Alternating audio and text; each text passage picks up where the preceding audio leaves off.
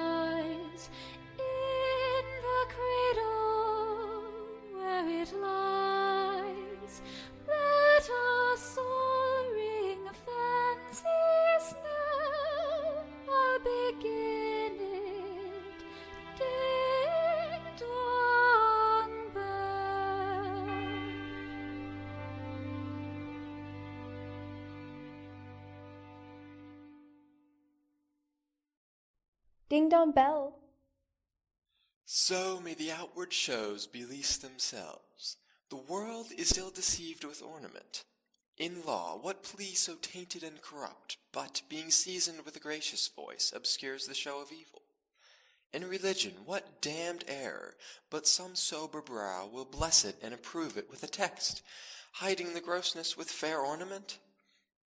There is no vice so simple, but assumes some mark of virtue on his outward parts.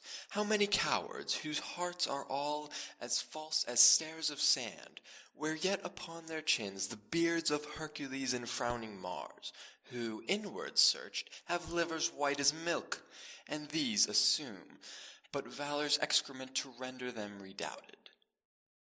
Look on beauty, and you shall see 'tis purchased by the weight, which therein works a miracle in nature, making them lightest that wear most of it.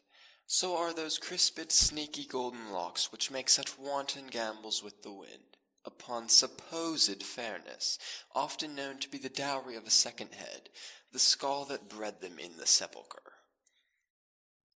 Thus ornament is but the guiled shore to a most dangerous sea, the beauteous scarf veiling an Indian beauty, in a word, the seeming truth, which cunning times put on to entrap the wisest.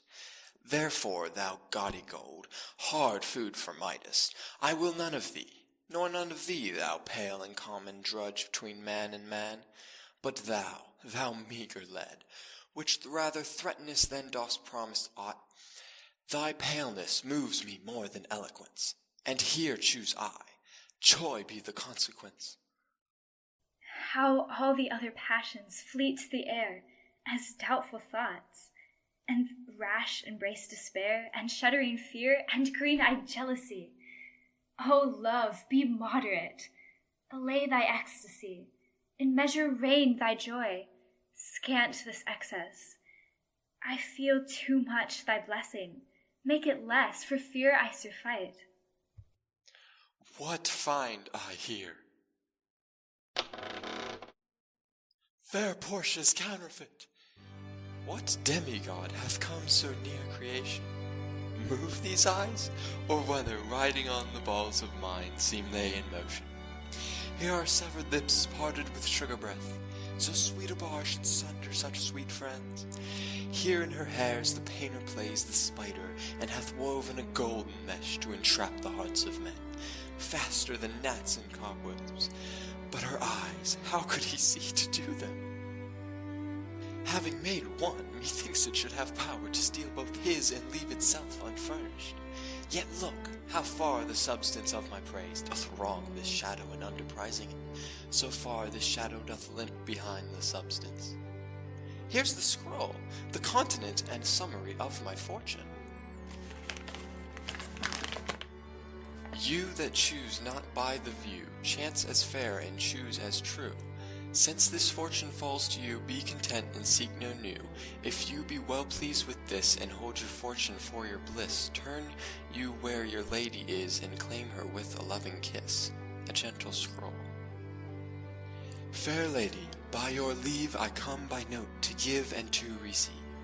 Like one of two contending in a prize, that thinks he hath done well in people's eyes, hearing applause and universal shout, giddy in spirit, still gazing in a doubt whether these pearls of praise be his or no. So, thrice fair lady stand I, even so, as doubtful whether what I see be true, until confirmed, signed, ratified by you. You see me, Lord Bassanio, where I stand, such as I am, though for myself alone I would not be ambitious in my wish, to wish myself better. Yet for you I would be troubled 20 times myself, 1,000 times more fair, 10,000 times more rich, that only to stand high in your account I might in virtue, beauties, livings, friends, exceed account. But the full sum of me is the sum of something, which, to term in gross, is an unlessoned girl, unschooled, unpracticed. Happy in this, she is not yet so old, but she may learn. Happier than this, she is not bred so dull, but she can learn. Happiest of all is that her gentle spirit commits itself to yours, to be directed, as from her lord, her governor, or her king. Myself and what is mine to you and yours is now converted. But now I was the lord of this fair mansion, master of my servants, queen over myself. And even now, but now this house, these servants, and the same myself are yours, my lord. I give them with this ring, which when you part from, lose or give away, let it presage the ruin of your love, and be my vantage to exclaim on you. Madam, you have bereft me of all words. Only my blood speaks to you in my veins. And there is such confusion in my powers, as after some oration fairly spoke by a beloved prince, there doth appear among the buzzing pleased multitude, where every something being blent together turns to a wild of nothing, save of joy expressed and not expressed. But when this ring parts from this finger, then parts the life from hence. Oh, then be bold to say Bassanio is dead. My lord and lady, it is now our time that have stood by and seen our wishes prosper to cry good joy. Good joy, my lord and lady! My lord Bassanio and my gentle lady, I wish you all the joy that you can wish, for I am sure you can wish none from me. And when your honors mean to solemnize the bargain of your faith, I do beseech you, even at that time I be married too. With all my heart, so thou canst get a wife. I thank you, your lordship. You have got me one. My eyes, my lord, can look as swift as yours. You saw the mistress, I beheld the maid. You loved, I loved for intermission. No more pertains to me, my lord, than you. Your fortune stood upon the casket there, and so did mine too, as the matter falls. For wooing here until I sweat again, and sweating until my very roof was dry with oaths of love, at last, if promise last, I got a promise of this fair one here to have her love, provided that your fortune achieved her mistress. Is this true, Nerissa? Madam, it is, so you stand pleased withal. And do you, Gratiano, mean good faith? Yes, faith, my lord. Our feast shall be much honored in your marriage. Ha! We'll play with them. The first boy for 1,000 ducats? What, and stake down? No, we shall never win at that sport and stake down. But who comes here? Lorenzo and his infidel? What, and my old Venetian friend Salerio?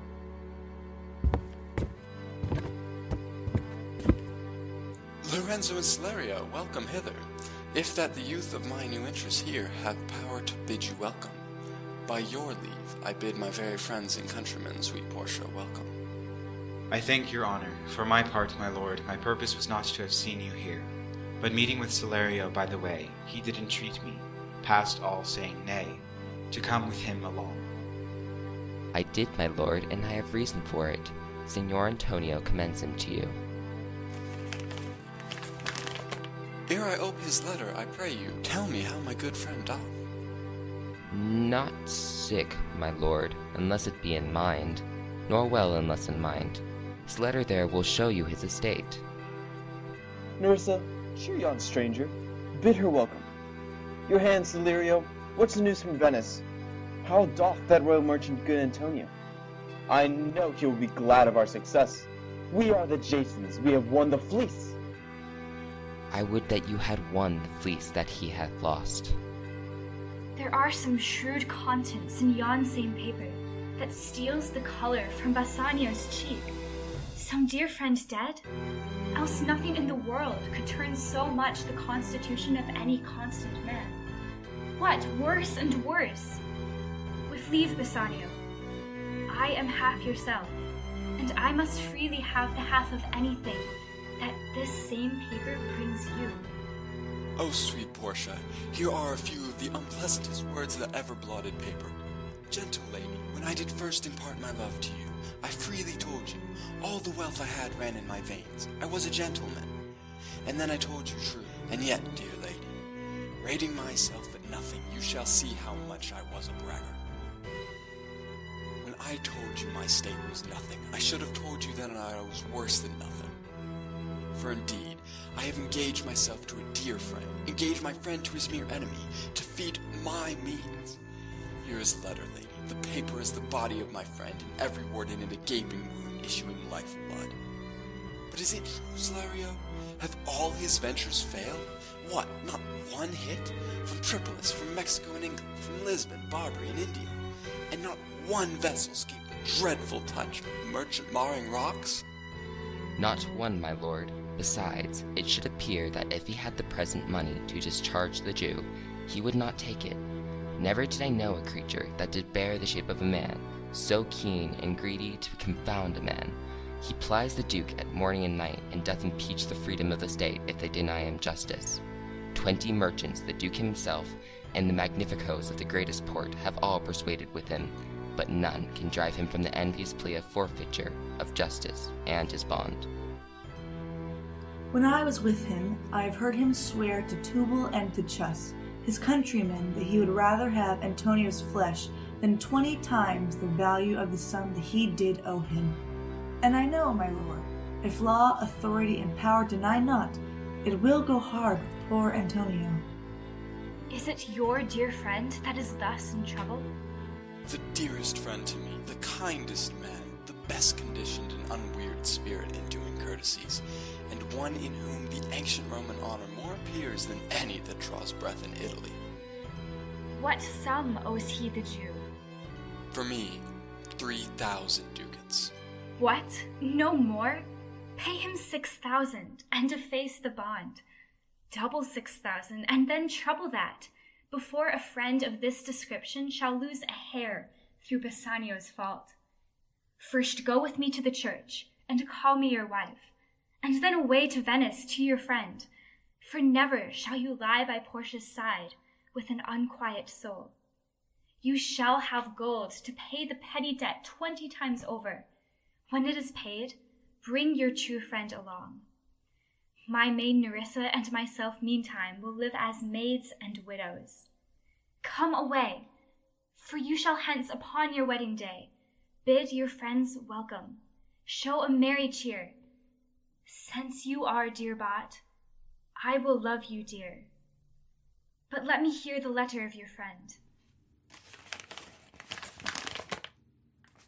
Sweet Bassanio, my ships have all miscarried. My creditors grow cruel. My estate is very low. My bond to the Jew is forfeit. And since in paying it, it is impossible I should live. All debts are clear between you and I, if I might but see you at my death. Notwithstanding, use your pleasure. If your love do not persuade you to come, let not my letter. Oh, love, dispatch all business and be gone. Since I have your good leave to go away, I will make haste. But till I come again, no bed shall e'er be guilty of my stay, no rest be interposer twixt us twain.